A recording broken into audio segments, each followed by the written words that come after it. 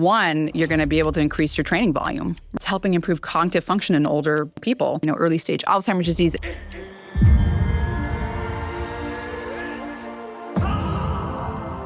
But that study showed that once you start to get to 10 grams, then if you look by MRI, you can start to see that creatine levels are increasing in certain brain regions. But there's studies now showing that if you are in stressed state, your brain is stressed, like for sleep deprivation. It seems as though creatine is also having both an indirect and direct effect on inflammatory processes as well. Early stage Alzheimer's disease, it's improving their cognitive function. One of the most well-studied supplements out there. If it was unsafe. I'll ask you about creatine. I'm 50. I started taking weight training and running when I was like 16, maybe. I started taking creatine.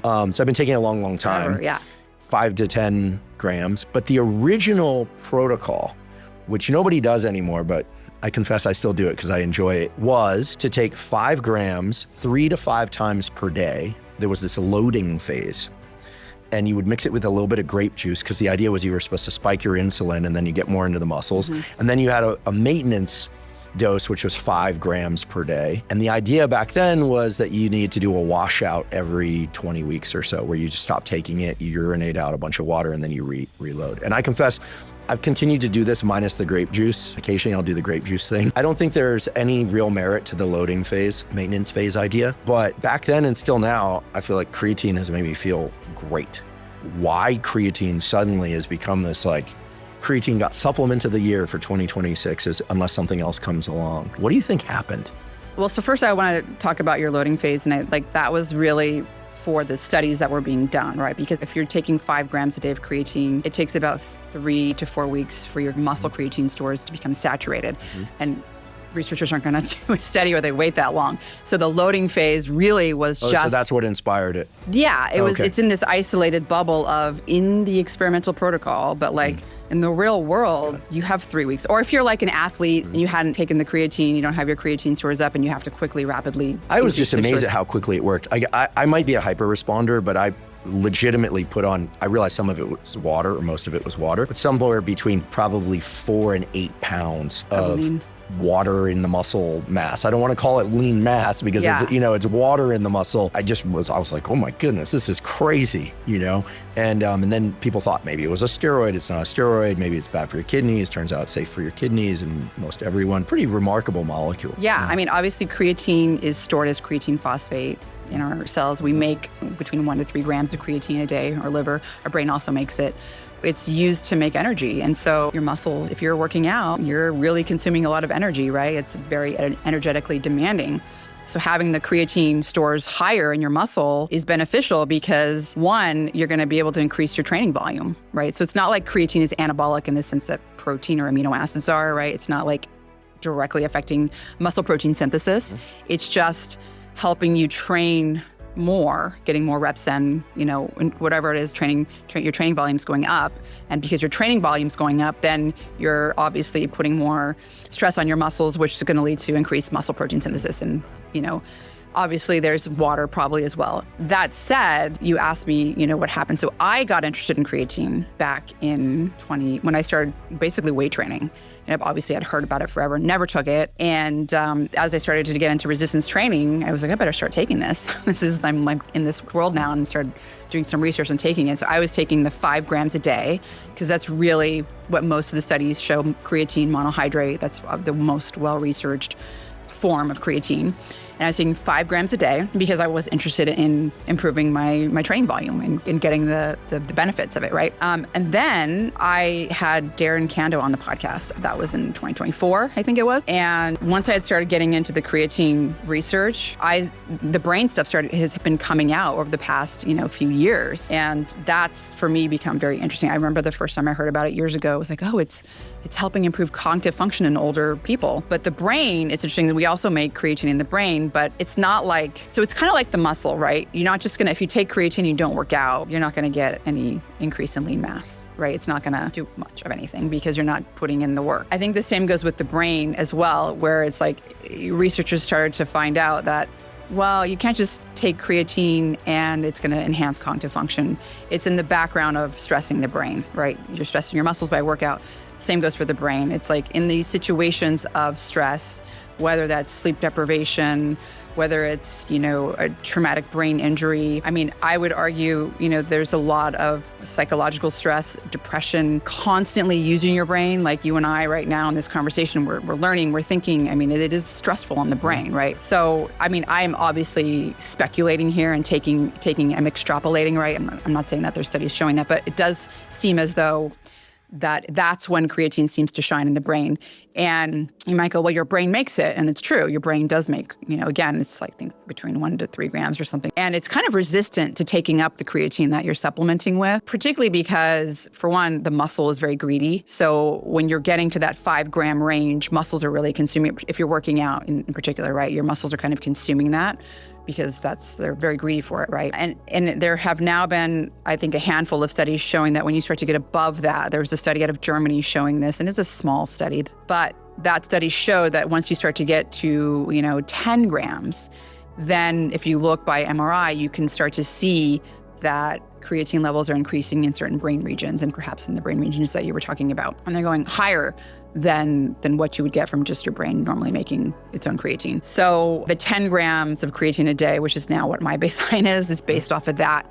But there's studies now showing that if you are in this sort of stressed state, your brain is stressed, like for sleep deprivation, for example, you're sleep deprived for 21 hours and your brain's not working very good after not sleeping for 21 hours, right? I mean, that's obviously when I travel internationally, I'd never really sleep good on an international flight. And so I'm like if you were to come find me after that flight, I'd be like not working very good, right? Cognitively. You and everybody else. Right. Yeah. Well, some people can sleep great on a plane, but I'm not one of those people. There have now been at least one study showing that if you give someone, it's like something like 0.35 grams per kilogram body weight of creatine, which comes out to a lot. I mean, it's like 20, 25, it depends on your body weight, right? Like 20, 25 grams, perhaps even more. I mean, I'm 100 kilograms. Yeah, that's so you would be a lot. Yeah. So for me, it's more like 20, 25 grams, right?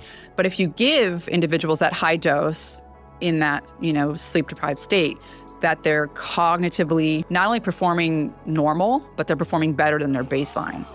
And that, of course, generated a lot of interest. There have been studies coming out since then showing that, okay, if you give older adults with mild cognitive impairment, perhaps mild, early stage Alzheimer's disease, again, 20 grams, you're giving them in the 20 gram range of creatine, it's improving their cognitive function. Why is that? Well, creatine is important to make energy. And when your brain cells are stressed out, right? I mean, like energetic demand goes up. And if you have more creatine, it's going to make things easier.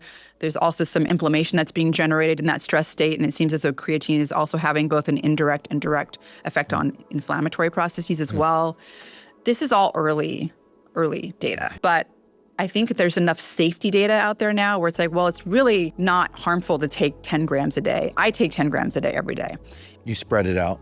I do it in 2 doses. I mean, some people are very sensitive to a 10-gram dose where they might get a GI irritation effect. It can give some people diarrhea. Diarrhea, exactly. Yeah. So the very scientific way of putting it. Yeah. But I mean, so I do spread it out. I don't take it at night. I like to take mine in the morning. And I don't know, Andrew, this might be a placebo. I feel like I'm constantly my brain is under a lot of stress. I'm constantly learning. I'm reading papers. And like I said, I'm extrapolating here. This isn't sleep deprivation. That's obviously a much more extreme type of stress. But I have noticed that taking my 10 grams, going from 5 to 10, really does seem to affect my brain functioning like later in the day, where I seem to keep going better, where I'm not getting as tired. And it could be placebo, which is fine. Like I said, I am fine with placebo effects as long as what I'm ingesting is not actually bad for you. Placebo is fine with me. But it is working for me. When I travel, when I'm going to the East Coast, I mean, I'm on the West Coast, so when I go anywhere and I have to give a talk early in the morning and I never sleep good in a hotel, I'm always sleep deprived. I mean, I don't know that a time that I haven't been traveling and I'm going to start traveling with my pillow like you do, because that's brilliant, because that's one of my problems. But there's many problems in hotel rooms that lead to me not sleeping as good, right? So I take 20, sometimes 25 grams of creatine in those situations. And it's like, it's not all the time, but it seems to help me again. And like I said, I'm okay with placebo, which is fine, but we do have some evidence that it might. And I think this is kind of where people are already interested in creatine. And so when you start to go, well, maybe it's going to be beneficial for the brain. If it's going to improve cognitive function, that's really something that people are interested in. Right. Now, again, I don't know that it's like, if you're just some young, healthy person, you're sleeping well, you're exercising, everything's great, and I mostly sleep well and exercise great. I'm extrapolating here, but Alzheimer's disease on the extreme end, TBI also on the extreme end, that's real-time aging, right? And there's some evidence that may be helpful for that as well. There's been some studies with children looking at creatine supplementation after a TBI, and it seems to help with their recovery. I am probably experiencing brain aging. So I'm going to interrupt there. I don't think so. I'm not trying to just be complimentary.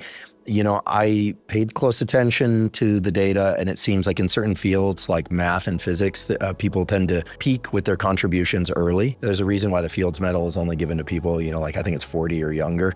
My dad's a physicist, so he can check me on this one. But biologists, at least the ones I know that took good care of themselves, they're known to make great discoveries, be cognitively sharp, intellectually strong, well into their 70s and 80s. I mean, Torsten Wiesel, co-recipient of the Nobel Prize for brain plasticity and vision, he's still alive, and I think he still runs. He's in his late 90s. And he paints, and he's sharp. So I made a point to only interrupt here. I actually think that cognitively, I'm using biologists as an example, it's possible in aspects of life where you're building a base of data to pull from, which is what biology really is, it's just an example here, that to get cognitively stronger and stronger with age. Right. There's a theory, but I see you as that. It seems like you're picking up steam. You're thinking about things. You're not forgetting things from way back when. You're building on the concepts and knowledge from way back when. So I find it reassuring that biologists in particular seem to have this, up and to the right trajectory for cognition. It's interesting. My late mentor, Dr. Bruce Ames, was every bit of that. I mean, he passed away a little over a year ago. He's 96, but he claims some of his best work was done, in his late 80s. Right. You don't see that in math or physics. Constantly learning new things and reading new papers. And then I think even just the novelty of learning new things, I mean, that's brain-derived neurotrophic factor, right? Like that's like you're increasing synaptic connections and neuroplasticity, and you're keeping your brain younger in that way too, right? So I think the learning process is super important, whether it's biology or whatever you're passionate about, right? Like you learn new languages, whatever. Like the learning process itself is something that is so important for brain aging as well. I would agree with you that, but brain aging in general, yeah, I'm obviously chronologically aging, and there is some degree of aging going on in my brain. But so that's I think where the creatine crazes come from, is the interest in, it's felt good for me, and I've noticed this experience, and this is completely anecdata again, but in addition with the small studies, and they are small, but it is kind of a consistent trend line where we're seeing more studies come out and show the same thing. And it's like, okay, to a certain point, maybe there's something here. I think that more research is going to come out on it, and I feel great doing it. So, I mean, and even to the point where if I don't have my 10 grams and it's only 5, like I'll notice. Oh, yeah? Yeah, but again, it could be that, placebo, nocebo thing where, let's just say it is real. For me, I got to have my 10 grams of creatine for my brain. So I may in 5 years be like, I was wrong. We'll see new data come out. But I don't think so. I think we're going to have, I think this is like the next, a lot of people doing creatine research. It's the new thing. They're really, because there's been a lot of work on exercise physiology and, the safety data are there, so it's not like they have to get a lot of, human subjects clearance. The safety data is there. The safety data is, I mean, it's the most well-studied, one of the most well-studied supplements out there. Like you said, I mean, you were taking it when you were 18, and it was studied back then. Yeah, and it's just been studied for all the years that you've been taking it. So, I mean, if it was unsafe, like we really would know.